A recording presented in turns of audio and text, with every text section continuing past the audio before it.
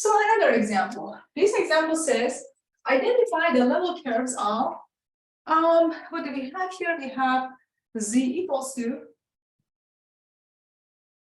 4x squared plus 1 squared plus 1.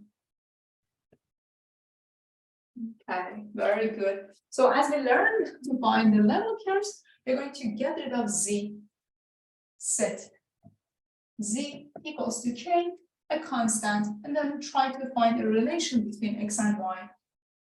What do we get? We get 4x squared plus y squared plus 1 equals to k. Okay, what is this guy? I don't know where I have seen this before, but it looks familiar from conic sections. So we have to make it a little bit nicer so we can recognize it better.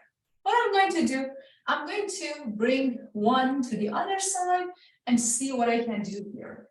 I have 4x squared plus y squared equals to k minus 1. Okay. So remember that you have x squared over a squared plus y squared divided by b squared equals to 1. And then you had some ellipses, am I right? This is just representing an ellipse. So it seems like we can make it look like what we learned before in algebra from conic sections. Okay, what I'm going to do, I'm going to divide everything by k minus 1, and the first one we can flip 4. So this becomes x squared divided by 1/4 plus y squared equals to k minus 1, or in general, you can write it this way.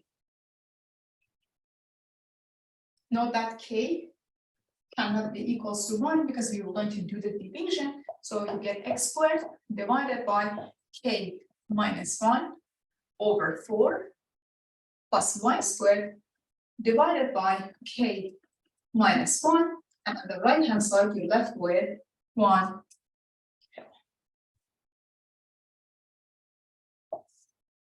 Minus 1 over 4.